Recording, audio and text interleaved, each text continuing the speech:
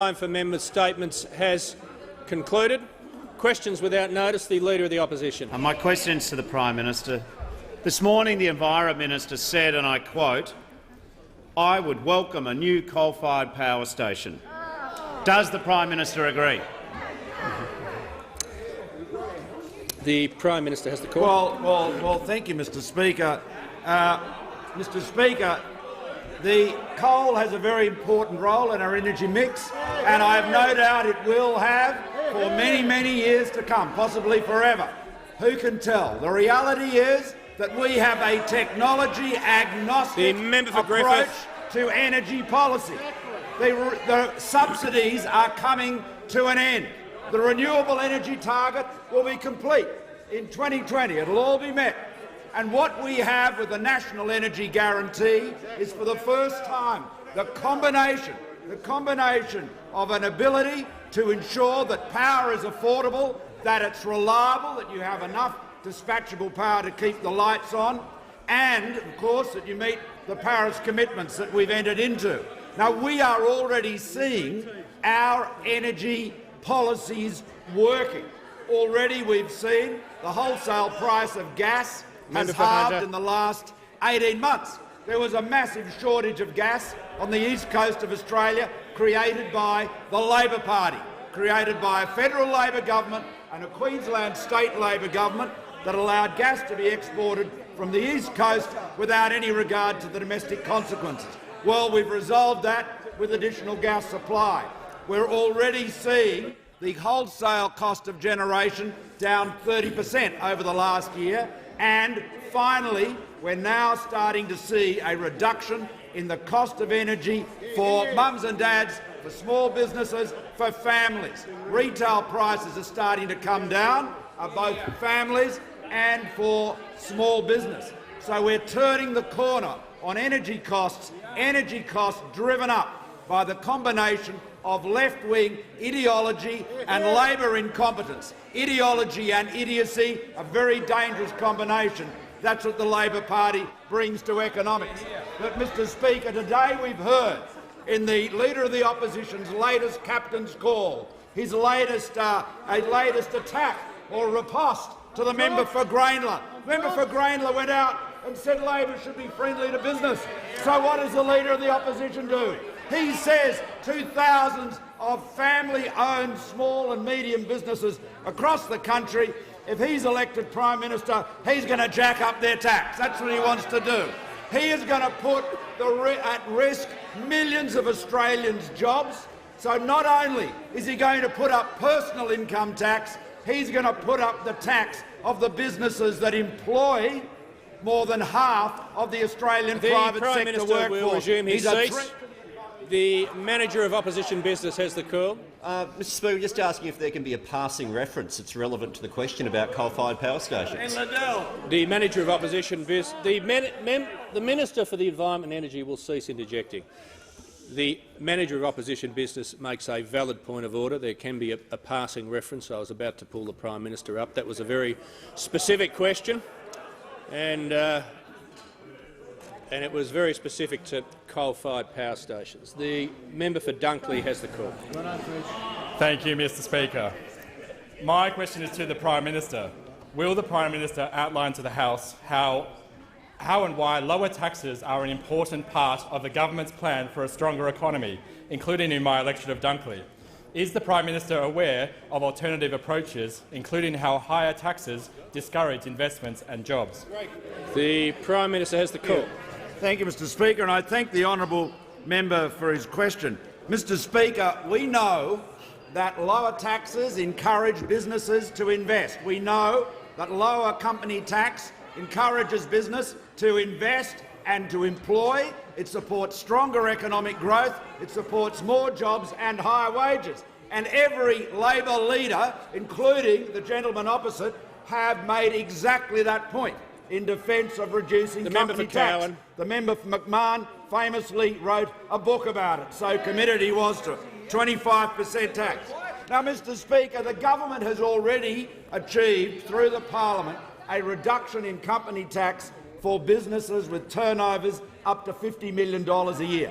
These are overwhelmingly small and medium businesses, family-owned. They employ over half of the private sector workforce. They have been responding to the encouragement we've given by growing, by investing and building and growing their employment. Mr Speaker, now today I spoke to Wayne Light, who is one of the owners of Stubbs Constructions in Burnie. It's an 80-year-old firm.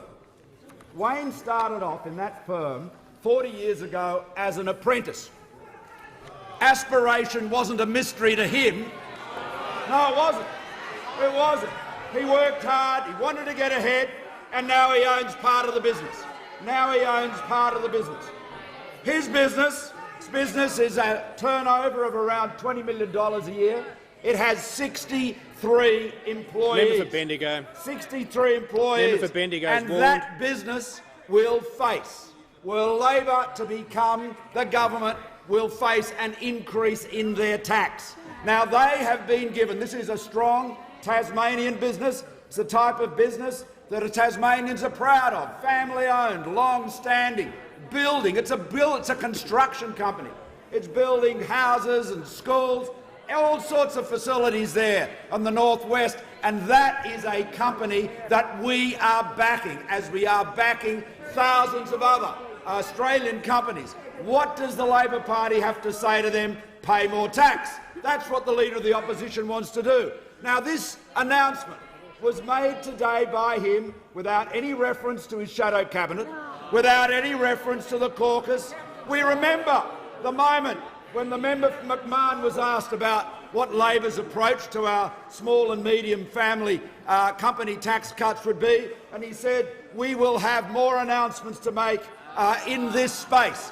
Well, there was no we in the space today. It was just the Leader of the Opposition, a captain's call seeking to counter-attack against the member for Grayndler. The only job he's interested in is his own. The Prime Minister's time has concluded. The member for Eden-Monaro has the call. Thank you, Mr Speaker. My question is to the Prime Minister. The CEO of Snowy Hydro has clearly stated that building new coal-fired power plants, quote, doesn't stack up.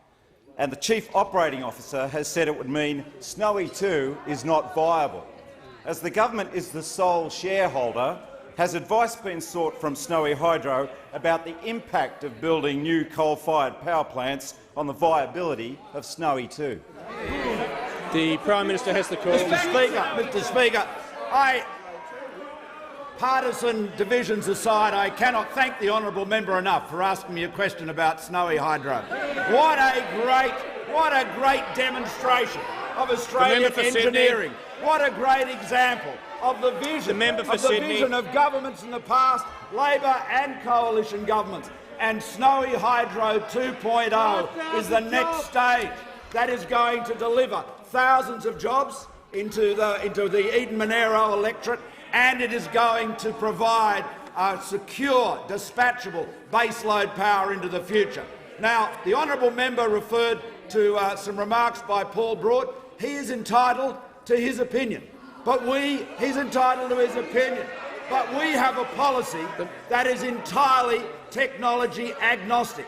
The National Energy Guarantee provides no disincentives for anyone to build a new coal-fired power station or refurbish an existing one, any more than it provides a disincentive for people to build more gas or indeed to build more hydro. What it does is prioritise dispatchability, which had been sadly missing from all of the green left energy policies of the Labor Party, and that, of course, supports thermal power. Now, as far as Snowy Hydro 2.0 is concerned, I'd remind the honourable member of this. Snowy Hydro 2.0 will be a big baseload customer, of all providers of energy generators, renewable, but including coal-fired power. A power station that runs 24 hours a day, like a coal-fired power station, does not have the same demand 24 hours of the day.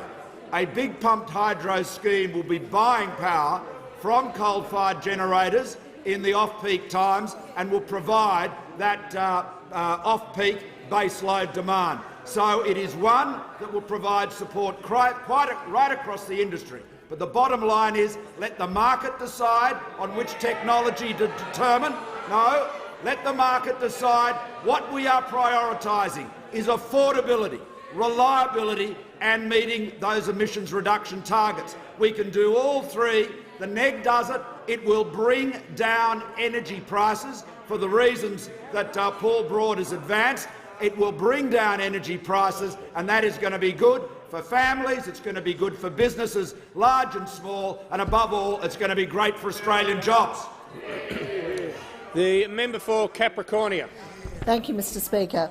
My question is to the Treasurer. Will the Treasurer outline to the House why it is important to have lower and more competitive taxes as part of a plan for a stronger economy? Is the Treasurer aware of the impact of different approaches? The Treasurer has the call. Thank you, Mr Speaker, and I thank the member for Capricornia for her question. Once again, this year's budget was a plan for a stronger economy, and lower and more competitive taxes for individuals and for businesses is a key part of that plan for a stronger economy. And substantially, that plan has been legislated. Personal income tax relief, some $144 billion, legislated by the parliament. Our relief for small and medium-sized businesses up to $50 million, that's been legislated by the parliament. Our plan for a stronger economy is being implemented. We're getting on with the job, and we obviously want to see the balance of that plan for a stronger economy by ensuring all businesses have access to competitive taxes because of the jobs that depend on them. Now, we know that Labor is going to roll back $70 billion worth of tax relief for personal income taxpayers in Australia. They're going to continue to oppose the extension of more competitive tax rates for all businesses, Mr Speaker. But the one thing the Leader of the Opposition, the Leader of the Labor Party, announced today in his captain's call was he is going to remove the tax relief for businesses between $10 and $50 million. Unilaterally, he went out there. After the end of the speech, the member McMahon was nowhere to be seen. Normally when they announce tax policy, they're there side by side, but not today, Mr Speaker. He went out there and he just snuck it out there. $10 to $50 million in turnover. They are rolling back, Mr Speaker. That's 20,000 businesses, 20,000 businesses paying higher taxes. There's 1.5 million Australians who work for those 20,000 companies. That's an average of 75 people working each of those businesses. And the Leader of the Labor Party thinks there's some multinational juggernaut, Mr Speaker. Well, GP graders at Mount Waverley, they have a turnover between 10 and 50. They've got 90 staff. Modular Walls in my own electorate of Kurnell, Mr Speaker, they've got 50 employees. And of course, in the member for Capricornia's electorate, as I've reminded the House before, Coxon's Radiators, 35 employees. That's not a multinational. That's not the top end of town. That is a hard-working Australian family business in regional Australia, and the Leader of the Labor Party wants to kick them in the guts, Mr Speaker, by jacking up their taxes. They're not the big end of town. They're family businesses, Mr Speaker. They're family businesses. The Leader of the Labor Party, Mr Speaker, we used to have leaders of the Labor Party who talked about the ladder of opportunity. You remember that? Well, this Labor leader is all about the snake of envy, Mr Speaker. That's what he's about. The Australians slide down. They'll slide down the totem pole, Mr Speaker, under this Leader of the Opposition's policies, and the blood supply will be constricted by the boa constrictor over there, Mr Speaker. The Bowen constrictor, Mr Speaker, suffocating the economy, cutting off the blood supply, Mr Speaker. That is what the Labor Party are all about. Higher taxes, cutting off the blood supply to our economy. The time has concluded. The member for Port Adelaide has the call. Member for Moreton is warned. Thank you, Mr Speaker. My question is to the Prime Minister. Just last month, the Chair of the Energy Security Board repeated the consensus view that there would be absolutely no way that anybody would be financing a new coal-fired power generation plant, and that this was not contentious at a factual level. So how can the Prime Minister today tell the parliament that coal-fired power might be around forever? Is there nothing this Prime Minister won't do to stop the members for Warringah and Hughes from crossing the floor and undermining his government? Members on my right, the Prime Minister has the call. Speaker, I'm not quite sure what the honourable member believes qualifies him to have some sort of infallible crystal ball. But over the years I've found that predictions about technology are often mistaken, and so that you're better off recognising. The member for Port Adelaide has asked his question. Thank you, Mr. Speaker. Mr. Speaker, the reality is that coal-fired power is a big part of our energy mix at the moment. It will be a big part for a very long time and may very well be forever. Who will find out in many years to come. The reality is, in the here and now, we need to have cheaper and more reliable power. And the honourable member knows better than most that in his state, that combination of left-wing Labor ideology led by the now dismissed Labor government, dismissed by the people of South Australia, that combined with utter incompetence resulted in his state having the most expensive and the least reliable electricity in Australia. We are delivering more reliable and more affordable power because we are working on it with the benefit of engineering and economics. I know they are strangers to the honourable member, but believe me, they are the guides to a more affordable and reliable energy future for all Australians. Just before I call the member for Denison, I'd like to inform the House that present in the gallery this afternoon is a delegation from Vanuatu, led by the Minister for Infrastructure and Public Utilities. On behalf of the House, a very warm welcome to you. And we also have joining us this afternoon a delegation from Fiji. On behalf of the House, I also extend a warm welcome to you as well. And I call the member for Denison. Speaker, my question is to the Prime Minister. Prime Minister, federal government departments are increasingly entering into single contracts with national suppliers at the expense of smaller Tasmanian companies hoping to supply goods and services exclusively or principally in Tasmania. The result of this discriminatory contracting is often substandard and expensive goods and services. Because Tasmania is obviously a unique regional and rural market, physically dislocated from the mainland. Quite simply, Tasmania is entirely unfamiliar to many national suppliers who don't even have a presence there. Prime Minister, will you review this matter so that Australians relying on federal government agencies located in Tasmania and Tasmanians relying on local federal government services start getting a better deal? The Prime Minister has the call. Yes, thank you, Mr. Speaker. I want to thank the honourable member for his question.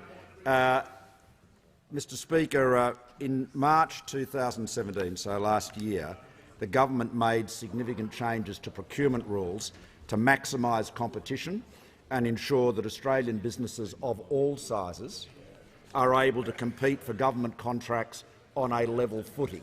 We want to see more government work going to local businesses. And there's many reasons why that should be done, accountability being one of them, local jobs being another, the connectedness and engagement with the community being vitally important. Now, of course, taxpayer value for money is the primary test. Naturally, it is taxpayers' money which must be spent as prudently as possible. Now, the new Commonwealth procurement rules require that benefit to the Australian economy be considered when assessing the value for money of tenders for non-construction procurements above $4 million and construction procurements above $7.5 million. And potential suppliers to government, will continue to be treated equitably and cannot be discriminated against based on their size, location or ownership. More broadly, the government is backing business to create local jobs, including in Tasmania, where there are over 1,200 businesses with a turnover between $2 million and $50 million. Now, one of them that I mentioned a moment ago, Stubbs Constructions in Burnie, is a good example of the type of Tasmanian business that the member for Denison should be fighting for as he stands up and condemns, as I trust he will, Labor's disgraceful announcement today that it is going to jack up the company tax on small and medium family-owned businesses, including in Tasmania. The honourable member knows. The honourable member knows that Tasmania is doing better than it has for many years. It's got a good Liberal government under Will Hodgman. It's benefiting from our pro-growth policies here in Canberra, and we have provided real incentive to those Tasmanian businesses and others like them around the country. Labor is going to, in this captain's call, aimed at the member for Grainler, a rebuke to the member for Grainler out of the indignation and vanity of the Leader of the Opposition. He's announced today, without any consultation, that those very Tasmanian businesses are going to have to pay more tax under a Labor government. The honourable member should be well aware of that and should be saying to his constituents what a shocking threat to their jobs the Labor Party represents. And just before I call the member for Chisholm, we also have present in the gallery the Honourable Ben Carroll MP, Victorian Minister for Industry and Employment. On behalf of the House, I extend a warm welcome to you as well, and I call the member for Chisholm. Thank you, Mr Speaker. My question is to the Minister for Trade, Tourism and Investment. Will the minister update the House on how the government's plan for lower taxes, jobs and growth through trade and investment is helping grow the economy? Is the minister aware of any alternative plans? The Minister for Trade, Tourism and Investment. The member for McMahon will cease interjecting. Thank you very much, Mr Speaker. Well, I'm grateful for the question because it does highlight the fact that on this side of the House we are so absolutely committed and focused on making sure we open up more export opportunities for Australian businesses. And we've done that, Mr Speaker, in a number of ways. Of course, we opened up important markets, export markets that are helping to power Australia's economic growth and job creation, like China, Japan, Korea, and of course the TPP-11, which the Leader of the Opposition said was a vanity project and a waste of time, the China-Australia Free Trade Agreement, which the Leader of the Opposition called a dud deal. But we continue to open up these opportunities because we know they're good for Australia's businesses. We know the Export Behaviour and Business Performance Report showed that Australian export businesses pay their employees more, and they increase wages at a faster rate. And many of these export businesses are small and medium-sized enterprises. Businesses like King Island Kelp, which exports to the EU and other markets, a great example in northwest Tasmania of a business that's exporting to the world, helping to drive our economy and helping to make sure that they create jobs. But the question is, are there alternatives? Well, there are alternative approaches, because what we saw today in the captain's call from the Leader of the Opposition was a decision to abandon those small to medium-sized enterprises, a decision to walk away despite the fact that historically this Leader of the Opposition backed it. He actually said in 2011 reducing the corporate tax rate will then flow on to workers in the form of higher wages. So now we see a backflip on tax, but he's combining that backflip with a triple rollback. A rollback on small business tax cuts, a rollback on personal income tax cuts, and a rollback on border protection. They're going to take away income tax cuts from 9 million Australians. They're going to hit 20,000 businesses that employ 1.5 million Australians with a tax sledgehammer. But the fact is, they're not all like that on that side.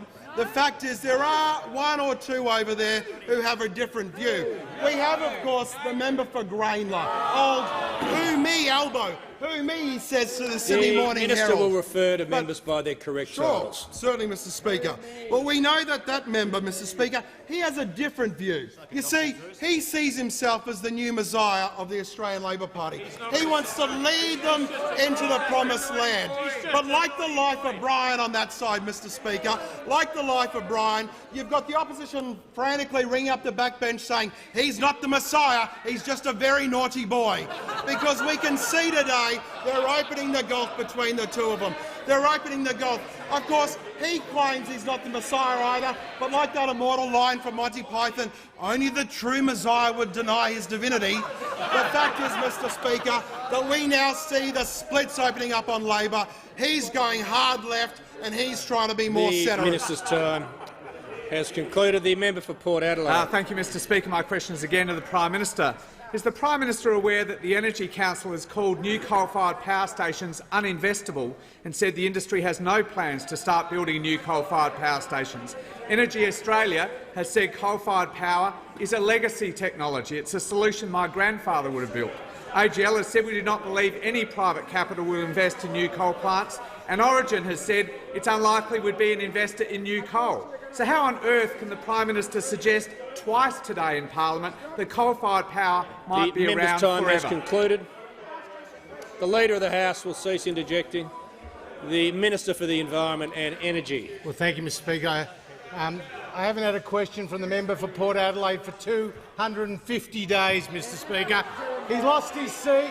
He lost his seat, he lost the presidency, now he's lost his relevance, Mr Speaker. Now, the reality, Mr Speaker, as the Prime Minister said, coal is a critical part of our energy mix. It makes up around 70% of the capacity in the national electricity market. And the member for Port Adelaide knows what happened in South Australia when the Northern Power Station closed and the wholesale prices went up by more than 80%. And the member for Maribyrnong now turns his back because it was a Labor government in Victoria that tripled the royalties on the coal-fired power stations in Victoria, saw the closure of Hazelwood, which also saw wholesale prices in Victoria going up 80%, Mr Speaker. And now it's up to the Labor Party to tell the workers, the blue-collar workers in the mines and the power stations across the country that their policies will close them down and put them out of a job. Will they go to the electorate of Flynn and tell the 230 workers at the Gladstone power plant that under their policy they'll be out of a job? Will they go to the electorate of Gippsland and tell the 500 workers at the Yallourn power plant that under the Labor Party's emissions intensity scheme they'll lose their job? And will they go to the member for Shortland's electorate, Mr Speaker, and tell the 300 workers there at Vales Point that under the Labor Party's policy that they'll lose their job? Now, Mr Speaker, when it comes to coal, we know that you can't trust what the Labor Party says, because the member for Shortland is the Shadow Minister, Assistant Minister for Climate Change and Energy, and he proudly put on his website, about the Carmichael mine, and I quote, "I welcome the jobs that it will provide in Queensland," Mr Speaker. Now, what do you think his website now says, Mr Speaker? What do you think the member? He's gone to the school, the same school of websites that the member for Barton went to, Mr Speaker, because now his website says the following: "I remain opposed to the Carmichael mine." Mr Speaker, I remain opposed to the So the Labor Party, the Leader of the Opposition, he will go to the miners in Mackay and tell them he supports coal. He will then go to the baristas at Batman and tell them that coal has no future. Mr Speaker, don't look at what Labor says, look what Labor does. Only the coalition can be trusted to deliver more reliable and affordable power. The member for Latrobe. Thank you, Mr Speaker. My question is to the Minister for Revenue and Financial Services. Will the minister update the House on why it's important to have a tax system that rewards all Australians, including in my electorate of Latrobe? Is the minister aware of any threats posed by alternative schemes? The Minister for Revenue and Financial Services. I thank the member for Latrobe for his question. And like those on this side of the chamber, he knows that 94% of Australians under our personal income tax plan will pay no more than 32.5 cents in the dollar, which means hard-working Australians will be able to keep more of the income that they earn. He also knows that we on this side of the chamber encourage enterprise. We believe in having an enterprise tax plan that will ensure that businesses in Australia will be able to, again, employ more Australians and invest more in their businesses and remain competitive in our global economy. And it will allow businesses, including around 16,000 businesses, small and medium-sized enterprises in his electorate of Latrobe, to be able to grow, to invest and to pay their workers even more. These are tax policies that reward hard work and aspiration. Those opposite used to believe in enterprise and aspiration, but sadly no more. They, of course, have a different view on these policies because they voted against. They voted against lower, simpler and fairer taxes for millions of Australians. And thanks to an absolute cluster of a captain's call today from the Leader of the Opposition, they have confirmed that they will oppose, in fact they will roll back small and medium-sized enterprises and their tax benefits Small and medium-sized enterprises that, by the way, employ around about 1.5 million Australians. Do they not understand that small and medium-sized enterprises in this country make up 97% of all business in this country? They are the hard-working engine room of our Australian economy, and they consist of mechanics, they consist of restaurants, they consist of builders and car dealers. These are the small businesses, small, medium-sized and family businesses that those opposite want to impose higher taxes on. According to the Leader of the Opposition, with his cluster of a captain's call today, they are apparently the top end of town. Now, I can't believe it. These are the top end of town. He wants to hike taxes on these small, family-sized enterprises. He wants to hike taxes on the people that they employ, and he also wants to be able to hike taxes on retirees as well with his mega retirees tax. Do they not understand? Do they not understand that these people are the hard-working people of Australia? They are creating opportunity in our economy. They are the people that we should back. They are the people that we should support. They are employing fellow Australians, yet they would punish them. Only the Coalition can be trusted to protect their interests. The Leader of the Opposition cannot be. The Leader of the Opposition. Mr Speaker, my question is to the Prime Minister. It's reported that a deal between One Nation and the government to give big business an $80 billion handout was more likely after the upcoming by-elections. Why is the government negotiating with One Nation to give big business an $80 billion handout after the by-elections? Don't voters in Longman, Braddon, Mayo, Fremantle and Perth deserve to know the truth about this government teaming up with One Nation to give the banks $17 billion? The Prime Minister has the call. Mr Speaker, the honourable members asked me about the voters in Longman being entitled to hear the truth, and that is absolutely right. They are. They are, and they did not get the truth from the Leader of the Opposition on the 22nd of June when he was on radio. And he was on radio and he said that you could not get chemotherapy on Bribie. You'd have to go to Brisbane to get it. Couldn't get it anywhere near Caboolture. And a lady called Patsy called in. She rang in to the radio program and she sought to correct the Leader of the Opposition. It is one of the most excruciating calls to listen to. The patronising way in which he talks over Patsy, cuts her off, does not want to listen to her, and he says, Patsy, I can't see why you're so frustrated. And Patsy, Mr Speaker, spoke for all Australians and certainly all the voters in Longman when she said, I'm frustrated because you're not telling the truth, for God's sake.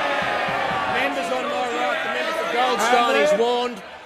She called him out for one falsehood after another. And then when she sought the member to for correct Patterson, him about the member the for state Patterson of is warned. at the hospital and health in Caboolture, he talked over the top of her again.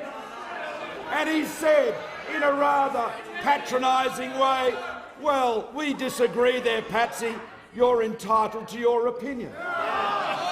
And she said, again, speaking for all Australians and certainly everyone in Longman, are you serious? I live here. I know.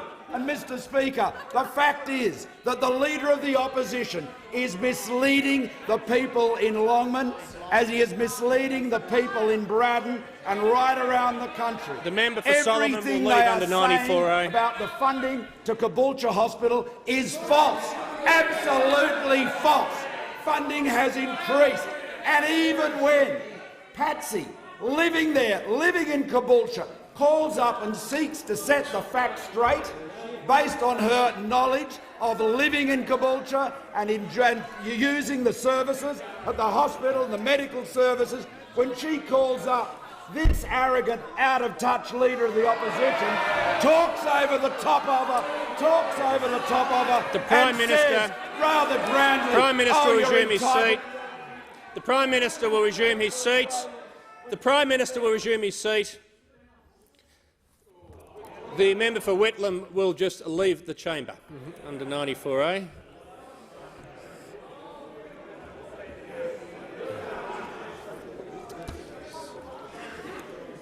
I made it clear to all members a couple of question times ago that some of those words that the Prime Minister just used I didn't like in questions, I don't like in answers either, and I'd ask the Prime Minister to desist. Prime Minister, has he concluded his answer, or there's 10 seconds left? Mr. Speaker, I just say again, Patsy spoke for all Australians when she said to the Leader of the Opposition, "I'm frustrated because you're not telling the truth, for God's sake." The member for Corangamite has the call. Thank you very much, Mr Speaker. My question is to the Minister for Small and Family Business, the Workplace and Deregulation. Will the minister update the House on how the government's tax cuts benefit small and family businesses, including in my electorate of Corangamite? How would small and family businesses suffer if these tax cuts were repealed? Greatly. The member for Small and Family Business. Thank you, Mr Speaker, and I thank the member for Corangamite for a question and a passion for small and family businesses. Mr Speaker, today we've seen the latest demonstration of the ignorance of the Leader of the Opposition when it comes to how small and family businesses in this country operate. One of the most valuable business lessons I have learned in my life is that you don't live off turnover, a business lives off their profit. Parramatta Road runs right through. Parramatta Road runs right through my electorate, and the Leader of the Opposition would have you believe that Tom and his wife, who are car wholesalers, flip 4 to 5 cars a week, on average 20 grand a car, turning over $5.5 million a year, are a big business. They work out of a briefcase and off a mobile phone. The Leader of the Opposition will tell you that Rob and his father, who sell farm equipment in northern New South Wales, bits of gear on average between 200 to 500 grand a pop, that turns over $25 million a year, is a big business. The reason he doesn't get it, Mr Speaker, is he's never done it. He wants to sully the reputation of the Prime Minister, who has, in his life pre-politics, taken on truckloads of bank debt, employed truckloads of people and paid truckloads of tax. He wants to sully not just his reputation, but anyone that's done that. The reality is, when it comes to the Leader of the Opposition, the biggest financial transaction he will undertake in his life, Mr Speaker, is to sign his mortgage documents. That's the reality. He wants to run the biggest business in this country with no understanding of how business actually operates. And when it comes to small and family businesses, what do? Like the Prime Minister has done, like Tom, like Rob and his father, they put their families' home on the line. Why? To give their children more opportunities than they've had. They are an invaluable part of the local community. That is why, for 4.5 years, the Turnbull Coalition government has stood with them. That's why today we stand shoulder to shoulder with them. That's how the results: 1 million jobs, highest business confidence, 158,000 small and family businesses net opening in the last 4.5 years. That's how you get the numbers. The Leader of the Opposition doesn't get it because he's never done it. He wants to take an axe to people prepared to put their families' home on the line to get their family ahead. That's what aspiration is, Mr Speaker. That's what aspiration is. We get it on this side of the House. A lot of us has actually done it pre-politics and will, who knows, go back to doing it post-politics, Mr Speaker. The Leader of the Opposition has never done it in his life, yet wants to present himself to the Australian people as an alternate and at the same time sully the reputation of someone that gets on. Today Labor declared war on small and family business, Mr Speaker. Make no bones about it. The Deputy Leader of the Opposition. Thank you, Mr Speaker. My question is to the Prime Minister. Last year, the National Australia Bank made a net profit of about $5 billion, but cut 6,000 jobs. Why is the Prime Minister trying to cut a deal with One Nation to reward the big banks with a $17 billion handout? Why did this Prime Minister's arrogant and out-of-touch policies always reward the top end of town while workers get punished? The Treasurer has the call. Mr Speaker. I thank the Prime Minister for the opportunity to respond to the question. Mr Speaker, the Labor Party keeps talking about the top end of town. We talked about this yesterday. What the Labor Party are doing by opposing the Turnbull government's enterprise tax plan, which will ensure that Australian businesses pay competitive rates of tax. If we do not make this change, Australia will have the second highest tax rate of businesses anywhere in the developed world. That's where they want. That's where they want Australia to be. They want to be up there with the second highest rate of business taxes in the world, and somehow that is supposed to drive our economy forward. As I said yesterday, the top end of town that benefits from what Labor is doing is the top end of town in Manhattan, and in San Francisco, and in Dallas, and in Houston, and in Singapore, and in Hong Kong, and in London, and all of these places, because what the Labor Party want to do is ensure that the businesses that Australian businesses compete with, they will have lower rates of tax than Australia will. So he wants to send jobs offshore. The Labor Party wants to send jobs offshore, want to send investment offshore, Mr Speaker. This is a Labor Party that does not understand, as the Minister for Small and Family Businesses just demonstrated, how the economy can grow. We are now the absolute inheritors of the ladder of opportunity, Mr Speaker. We have always been that. We have always understood the aspiration of how people have been able to get ahead in life, no better demonstrated than the Prime Minister himself, Mr Speaker, working away over many, many years. We understand that. But the snaky way that this leader of this Labor Party go about, Mr Speaker, economic policy, setting one group of Australians against another, demonising one while trying to pretend they're doing something for others. It's very snaky, Mr Speaker. I was talking about the boa constrictor before, the one that suffocates and constricts the blood supply to the body as it defeats it, Mr Speaker. That's what Labor's policy will do to our economy. But there are plenty of other snaky characters, Mr Speaker. Plenty of them. If you look at the King Brown snake, it has the largest recorded venom output of any in the world, Mr Speaker. Who does that remind me of, Mr Speaker? The Leader of the Opposition. But I just say to the Treasurer, I don't like the track he's going down. He's about to get bitten.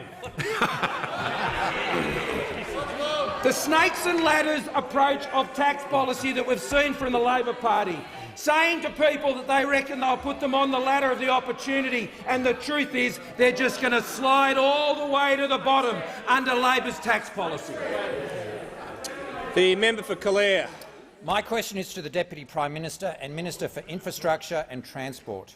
Will the Deputy Prime Minister update the House on how tax relief for hard-working Australians and record infrastructure spending is benefiting communities around Australia? And do alternate ideas pose risks for hard-working Australians trying to get ahead? The Deputy Prime Minister has the call. Thank you, Mr Speaker. I'll happily update the House on that. Hard-working Australians should be able to keep more of their money. The Liberal and Nationals government's policy is as simple as that. Now, the member for Calare is part of a government rewarding hard work and opportunity, rewarding hard-working Australians, a government helping them to get ahead, a government backing their aspirations. It's not mystifying. It's not mystifying, members for Sydney. That's why we legislated once-in-a-generational tax relief for workers last week, due to take effect from 1 July. That's why we cut the small business tax rate to its lowest level last year in 77 years. And that's why we redefined small business to help more job-creating local small businesses qualify for tax relief. Small businesses like Angus Barrett, a saddler and a leather goods retailer in the member for Calare's electorate in Orange. So he can grow, he can expand his small business, and he can hire more locals, put on more people. He and his wife Sarah already have 16 staff, 16 hard-working staff. But Angus and Sarah, they aspire to keep growing and to keep hiring. They want a bigger local business. And he told the member for Calare it's impossible to grow, hire more staff and spend more money on a business if we're hamstrung by taxes. And he's so right. The Liberal and Nationals are backing the Central West through infrastructure investment, through tax relief and making sure that product gets to market sooner and safer. And this includes more than $2.3 million in infrastructure for bridge replacements, including the Browns Creek Road Bridge, which the member for Calare and I visited recently, a $2.5 million upgrade of Bathurst Airport, and $10 million for Velocity Park under the Building Better Regions Fund. Now, around Australia, our tax cuts and our infrastructure investment are creating confidence. They're helping hard-work Australians and small businesses to get ahead, like the 12,201 small businesses in the electorate of Longman, throughout places such as Caboolture, Burpengary and Bribie Island. We have legislated tax cuts for all of those small businesses in Longman. The member for Clare, he represents many small businesses. He represents the seat, the town of Bathurst, and I had great cause the other day to reflect about Bathurst and those sorts of people who come out of Bathurst, such as that great Labor leader Ben Chifley from that great central western New South Wales town. Now, when Labor had a leader who was a worker, a railway man, who wanted to help workers get ahead, a leader whose vision became the light on the hill. Gone is the light on the hill. Now we have a light on the bill. And who's putting a light on the opposition leader? That's right, the member for Grainler. He's putting a light on the bill, and we know that he's put him in the spotlight. That man there, the leader of the opposition, the member for Maribyrnong-Under, whose legacy, Labor's legacy, is in tatters. The Deputy Prime Minister's time has concluded. The member for McMahon. Thanks very much, Mr Speaker. My question is to the Treasurer. This morning, the Treasurer said about his $80 billion big business tax cut, and I quote, "I don't consider tax relief a cost to the budget." Is the reason the government's $80 billion big business tax cut is unfunded because the Treasurer believes he can conjure the money out of thin air? Isn't it a fact that spending $80 billion on a big business tax cut just means more cuts to Medicare, schools and the pension? The member for Barker is warned. The Treasurer has the call. Reducing company tax promotes investment, creates jobs, drives growth. Who said that? Member for McMahon, 2013. The snake charmer over there, the member for Rankin. The Treasurer will withdraw that. I withdraw. Australia would go well out of a lower company rate than it is right now, 2016. Leader of the Opposition, cutting the company tax rate increases domestic productivity and domestic investment. More capital means higher productivity and economic growth and leads to more jobs and higher wages. Leader of the Opposition. The member for Lilly, reducing company tax will create new jobs and grow the economy right around the country to the ultimate benefit of all Australians. And the former Prime Minister, Julia Gillard, if you're against cutting company tax, you're against economic growth. Mr Speaker, the hide of the member for McMahon. My point, Mr Speaker, is simply this. On this side of the House, we understand that what people earn is their money, and I'm not going to call that a cost. I'm not going to call that a giveaway when we give them tax relief, Mr Speaker. The revenue estimates are set out in the budget. The budget returns to balance a year earlier than we projected. Net debt turns the corner this year, Mr Speaker, $30 billion down over the next 4 years, $230 billion over the next 10 years, unemployment falling, more than 1 million people in jobs, AAA credit rating, Mr Speaker. That's our record, Mr Speaker. What their record was gross debt running at over 30%. 30%. In this budget, we've got that down to 2%, Mr Speaker. 30% under Labor, down to 2%. And the reason, and this year, Mr Speaker, no longer under this government are we borrowing to pay for everyday expenditure like pensions and schools and hospitals. The only reason we're issuing government securities today is for the defence industry plan, which is creating jobs, the infrastructure plan, which is creating jobs, and because we refuse to raid the Future Fund, Mr Speaker. We refuse to raid the Future Fund. I look forward to the Shadow Treasurer being told what his policy is by that with the next captain's call from the Leader of Opposition. The member for Menzies. Mr Speaker, I asked the Minister for Defence Industry to update the House on how equipping the Australian Defence Force with the Triton unmanned aerial vehicle will enhance the capability of defending our national interests, and I ask him, secondly, he's aware of any approaches that would undermine this. The Minister for Defence Industry has the call. Members on my left. The Minister Mr. has Speaker, the call. I thank the member for Menzies for his question. Mr. Speaker, because of the government's excellent management of the economy and because of the Treasurer's management of the budget, we can afford to make announcements like the one we've made today to purchase the first of the Triton unmanned aerial vehicles at a cost of $1.4 billion, the first of 6, at a cost of $6.9 billion, Mr Speaker. Governments like this one can do that because we're managing the budget and managing the economy.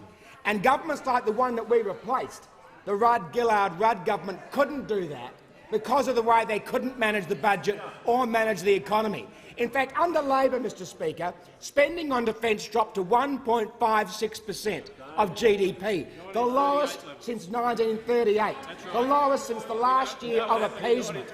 And because of this government's management of the budget and the economy, we'll get to 2% of GDP in 2020, a year ahead of schedule, a year ahead of what we'd promised, because we're pulling our weight, Mr Speaker.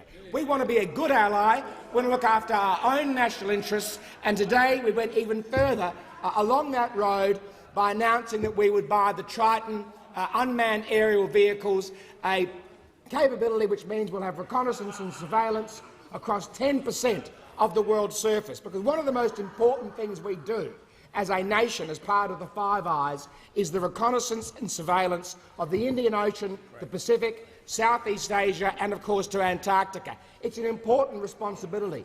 These Tritons will be able to cover that area, working with the Poseidons, which are replacing the Orion aircraft, at a cost of $6.9 billion. But that's not all, Mr Speaker. $2.6 billion of that will be spent here in Australia, growing Australian industry capabilities, the sophisticated, highly technical jobs that we want in an advanced manufacturing economy, in businesses like Ferrer Engineering, in the member for Bonner's election, and Mincham Aviation in Adelaide, Mr Speaker. These are real businesses, businesses that have been given a leg up because of the company tax cuts that we managed to deliver. And if we can get the rest of our company tax cuts through the Senate, growing the economy, growing jobs, reducing the tax burden. Today, the Leader of the Opposition said that he was going to rip those tax cuts away from small and family businesses, Mr Speaker. It was an absolutely disgraceful captain's call on the part of the Leader of the Opposition without any consultation, but I can tell you it is the beginning of the end for leaders of the opposition when they start thinking they can get away with this stuff, Mr Speaker. The truth is he needed to consult with his party room, with his shadow cabinet, before he decided to throw all those small and medium businesses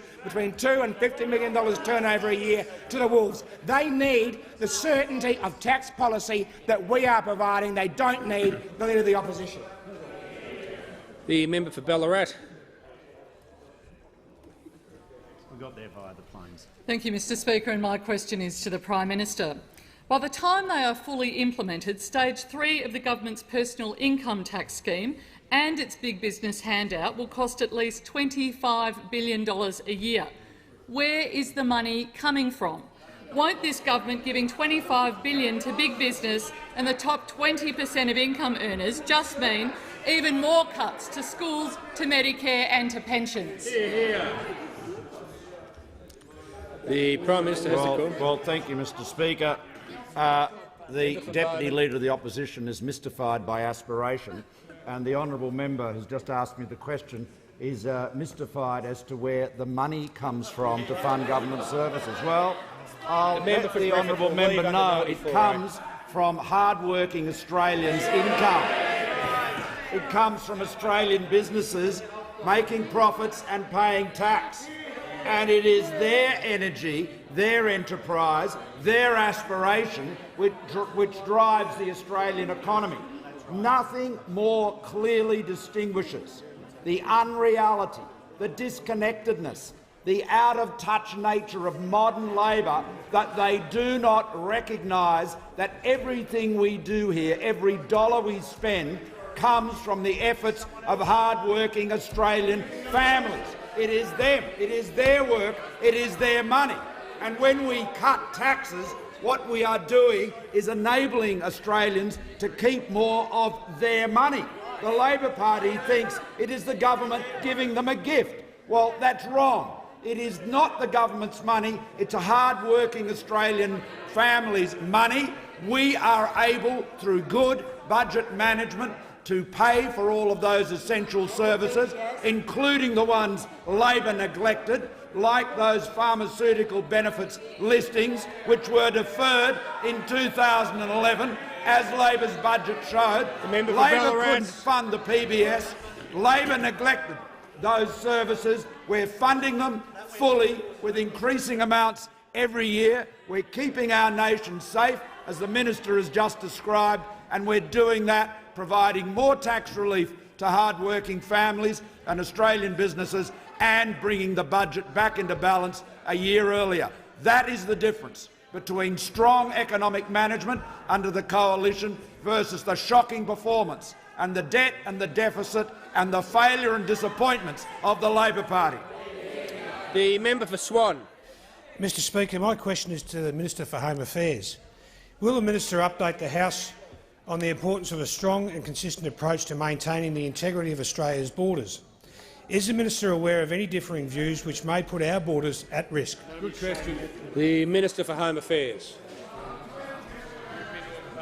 Well, thank you very much, Mr Speaker. I thank the honourable member for his question, and like all Australians, he's very concerned about making sure that our country, as an island nation, has secure borders. We need to secure our borders so that we can keep our country safe. I hear an interjection from the African Queen of— Mr Speaker, from the member for the Minister will withdraw.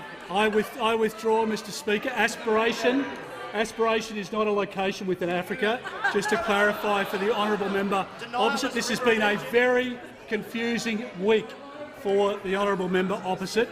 Don't forget, Mr Speaker, she was one of the people sitting around the cabinet table in the glorious Rudd-Gillard-Rudd years when 50,000 people came on 800 boats, and tragically, Mr Speaker, 1,200 people drowned at sea. Now, remarkably, the Labor Party, under this Leader of the Opposition, want to return a future Labor government back to the delivery of that disaster. It would be an atrocious outcome. And, Mr Speaker, if you live in Caboolture or Burpengary or Wamuran at the moment and you're thinking about voting in the upcoming by-election, you will recognise that Labor says anything in opposition but does the complete opposite in relation to border protection when they get into government. And, Mr Speaker, at the moment, this Leader of the Opposition, who is tricky— I mean, people have doubts about him with— have a look at his track record.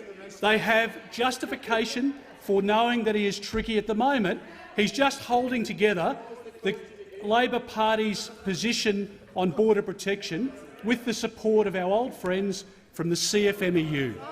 Now, Mr Speaker, the CFMEU is essentially a modern-day mafia organised crime group. We know that they have paid $15.2 million in fines and that members of the CFMEU have been charged with 982 offences.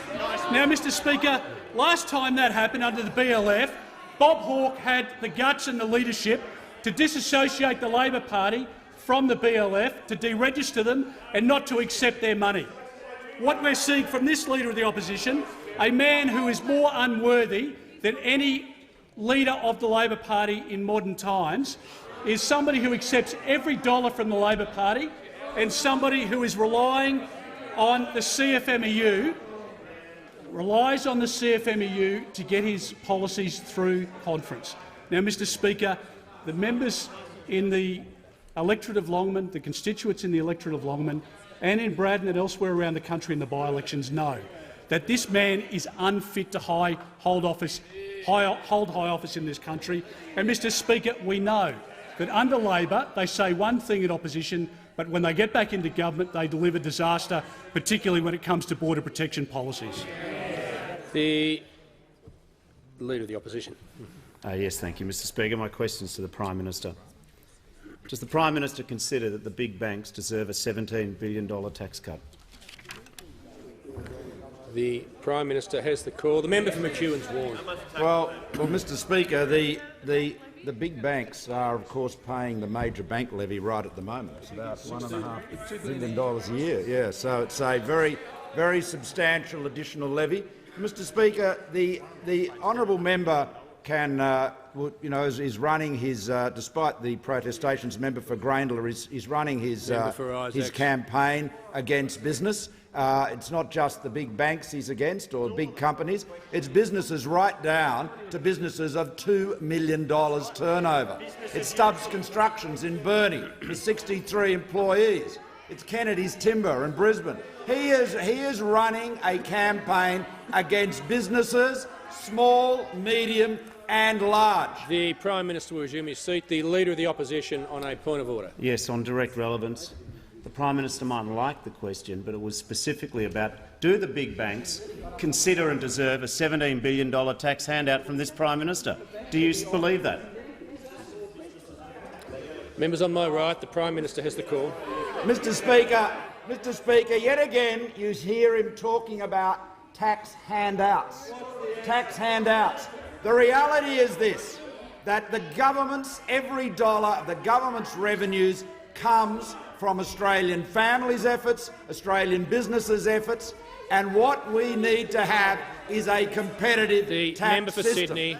The honourable member opposite used to say that lower company taxes gives us a more competitive economy, as most of his front bench have done at one time or another. They've all said the same thing, and they understand that. You've got to have a competitive tax system in Australia to encourage investment and growth and to secure jobs. The Labor Party used to believe that, and they have failed it. And the honourable member opposite just should remember that his ability to keep on repeating falsehoods doesn't make them true. It's not just Patsy that's awake to him on Brisbane radio. We all know one falsehood after another. It's about time he started telling it. The Manager of Opposition Business. Mr Speaker, I'm raising the point of order that there wasn't a ruling earlier as to whether or not the Prime Minister was being relevant, and I'm asking for that ruling to be given. Sure. I listened obviously very carefully to both the question. The member for Latrobe will cease interjecting. The restatement of the question with some additional words, and whilst those on my left were demanding a yes-no answer, it's very clear in the practice that they can't demand that. The Prime Minister was being relevant to the question of tax, and I was. I'm not going to have the member for Lingiari lecture me by way of interjection. Not on economics. Well, I will talk to you later, after you've left the chamber. Good. 9 in. 9 in. The member for Lingiari will come back and resume his seat.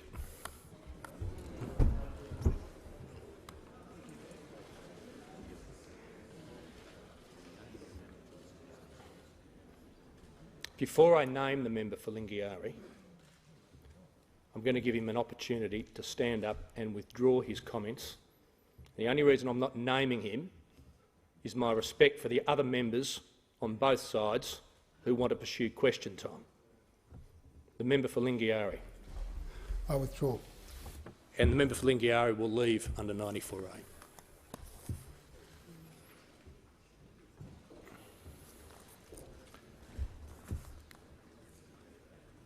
The question was about company tax. I was listening very carefully to the Prime Minister's answer. I agree it was a specific question, but the Prime Minister was relevant to the question of tax. Has the Prime Minister concluded his answer? The member for Grey. Thank you very much, Mr Speaker. My question is to the Minister for the Environment and Energy. Will the Minister update the House on the action the government is taking to bring down energy prices and support business and industries across Australian economy? And what are the alternatives to the government's plan for affordable energy? The Minister for the Environment and Energy. Thank you, Mr Speaker. And I thank the member for Grey for his question. And he has lived experience with the failure of Labor's energy policies, Mr Speaker. He comes from the state of South Australia, which had the highest prices in the country, and had the inglorious experience of a statewide blackout that cost that state $500 million. $500 million. That's enough to build 30 primary schools, Mr Speaker, to upgrade 10 local hospitals, to build important regional roads, Mr Speaker. And one of the biggest casualties of that statewide blackout in South Australia was BHP, with 3,000 workers in his electorate at Olympic Dam, Mr Speaker. They had a $100 million cost because of Labor's statewide blackout.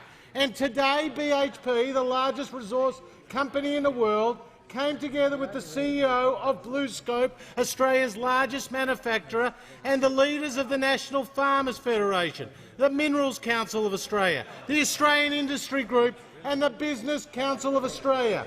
And they came to Parliament with a very clear and unequivocal message that the National Energy Guarantee is in the national interest, Mr Speaker. And they have told us that under the National Energy Guarantee, electricity prices will fall, stability will increase, Mr Speaker, and we will get the investment certainty that the sector so badly needs, Mr Speaker. Those companies and those groups represented 5 million Australian workers, more than 150,000 businesses and more than $200 billion of exports each and every year. And under the National Energy Guarantee, wholesale prices will fall by 23%. So if you're a chemical manufacturer, this could be worth $1 million in decreased energy bills to your business. If you're a paper manufacturer, it could be worth $10 million a year, Mr Speaker. If you're a large supermarket, it could be a reduction of $400,000 a year, Mr Speaker, not to mention the average Australian household, which will be $300 a year better off under the National Energy Guarantee than under the Labor Party, Mr Speaker. Now, power prices are falling. We've seen the big three across New South Wales, South Australia and Queensland reduce their power prices. And PowerShop, as I mentioned to the parliament yesterday, an emerging retailer, have decreased their offerings for small business in Queensland by more than 14%, worth more than $1,400 a year, and more than 8% for households worth more than $140 a year. So, Mr Speaker, the National Energy Guarantee is good for jobs. It's good for business. It's good for the economy. Only the coalition can be trusted to deliver lower power prices. The Deputy Leader of the Opposition. Thank you, Mr Speaker. My question is to the Prime Minister. The Prime Minister said earlier that the government's budget is funded by hard-working Australian families. So why is the Prime Minister taking $80 billion from hard-working families and the services they rely on and giving it straight to big business? The Prime Minister has the call. This is like. Is this a trick question? There wasn't a trick question. That's a trick question. Well, Mr Speaker, it's obvious that economics has joined aspiration and geography as mysteries to the Deputy Leader of the Opposition. Mr Speaker, when governments reduce tax, whether it is personal income tax, as we have done last week, or business tax, which, as we did last year, and of course, as the opposition is proposing to jack up business taxes again, when tax is reduced, the government is not giving anything away. It is taxpayers' money. It is taxpayers' money that the government is taking less of.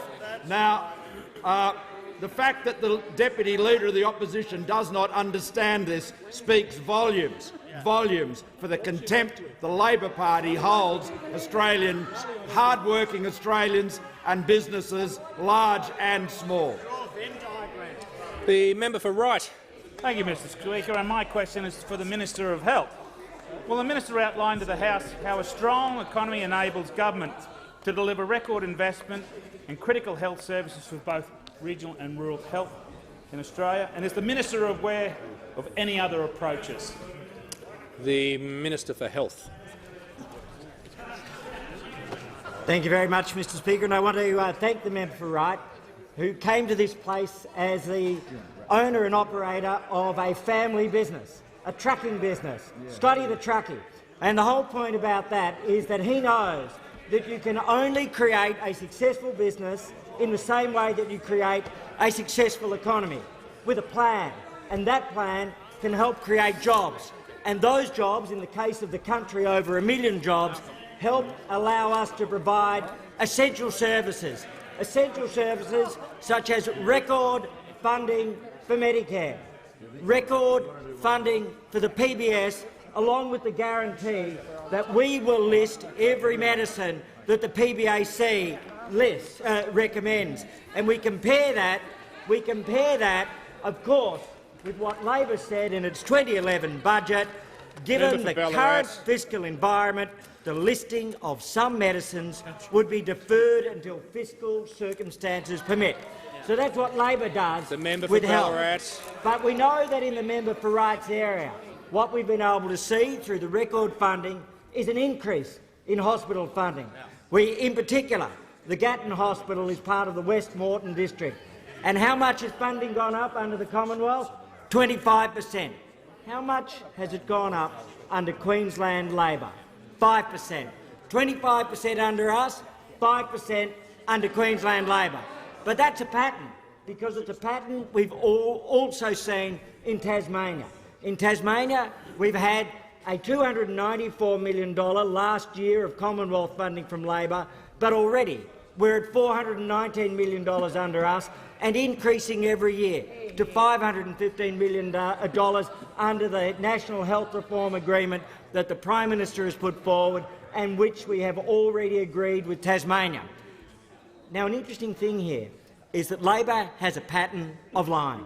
They've said that we're trying to cut funding in Tasmania to northern Tasmanian hospitals by $1 million. And yet our funding isn't just up by $1 million, not by $10 million, not by $100 million, but by more than $1 billion. We see $370 million over the course of the Hospital Reform Agreement and $730 million for the Mersey Hospital. So $1.1 billion all up. So funding up under us, funding down under Labor in the Caboolture area, funding failing the challenge in the West Moreton area. So around Australia, what you see is that the coalition, because of its economic management, can protect the PBS, invest in hospitals, increase spending and deliver new jobs. That's about managing the economy and delivering essential services. The minister's time has concluded.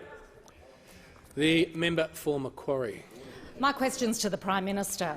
The Finance Minister has said tax cuts for the top 20% of income earners would go ahead even if another GFC hits.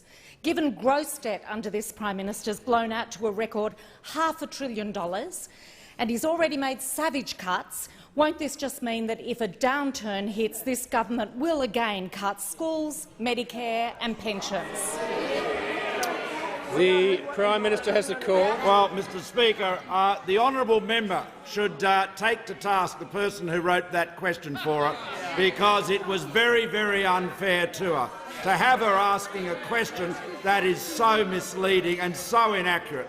In fact, spending on hospitals is increasing substantially, and the Minister for Health just described the $30 billion increase over the next 5-year agreement. And spending on schools is increasing every year because we have introduced the first truly national, consistent, needs-based Commonwealth funding policy for schools. So I thank the honourable member for a question, but the premise of it was entirely wrong. We are able to keep funding for those essential services increasing because we have the budget under control, and at the same time we could bring it back into balance a year earlier, and at the same time we are able to provide tax relief for hard-working Australian families and indeed for small and medium family businesses, the very businesses that the honourable member has many of in her electorate, which will be hit hard by a shortened Labor government. They'll be hit very hard right through the electorate of Macquarie, whether it's in the Hawkesbury or whether it's in the Blue Mountains. There are plenty of small and medium businesses, and they're getting ahead. Now they're hiring, they're working. And the honourable member will be doing the rounds there and she'll be saying, vote for the Labor Party and pay more tax. Well, I don't think that will be a very compelling message, but we don't have long to wait. The member for Fisher. My question is to the Minister for Urban Infrastructure and Cities, representing the Minister for Communications. Will the minister update the House on how the mobile black spot program is continuing to benefit rural and regional Australians, including in south-east Queensland? And is the minister aware of any threats to this program? The Minister for Urban Infrastructure, representing the Minister for Communications. Well, I do thank the member for Fisher for his question. He's been a strong champion of the needs of his constituents for better communications infrastructure. It was in response to advocacy from the member for Fisher and many other members on this side of the House that the coalition has to date committed $220 million to the mobile black spots program, including on the 10th of June another $25 million being committed to this program. And, Mr Speaker, the outcomes of this investment have been very, very significant. Since the first round was announced in 2015, since that time 540 base stations around the country have been activated. 540 base stations. That is delivery. In total, 867 base stations funded under the coalition government. And, of course, the obvious question, how many base stations were funded by Labor? Zero. Zero. Labor funded zero. Why? They don't really care about rural and regional Australia. It's outside the latte line. It's beyond the ghost cheat circle. They don't care. But on this side of the House, we are committed to delivering for the people of regional and rural Australia, including in the electorate of Fisher. 3 base stations, the Malini-Kenilworth Road, now operational. Beerwah, Glasshouse Mountains, committed to. In the nearby electorate of Longman, the last LNP member in Longman, Wyatt Roy, was very, very active. He secured 5 base stations. Mount Mee, delivered. Belthorpe Range Road, delivered. Stanmore, delivered. Beechmere and Donnybrook, in train.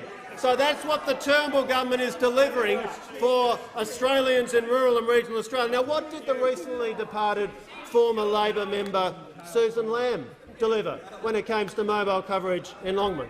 Well, of course, she delivered nothing. She delivered absolutely nothing. Not one thing when it came to mobile black spots. We know she's a bit hazy on the detail. She's very hazy on the detail. Over the weekend, she confirmed that she claimed over the weekend that Caboolture has consistently rated with the highest number of complaints in Queensland for the NBN. Well, if you look at the Telecommunications Industry Ombudsman Report 2016-17, page 39, it's false. Caboolture did not have the highest number of complaints. Were there, as she claimed, 50,000 complaints? No. Actually 473. She was out by a factor of 99%. And how was Longman served? How was Longman served by the NBN under Labor? 330 connections. Under the Coalition, 43,581. That's delivery. Very good. The Prime Minister. Thank you, Mr Speaker. I ask that further questions be placed in the notice.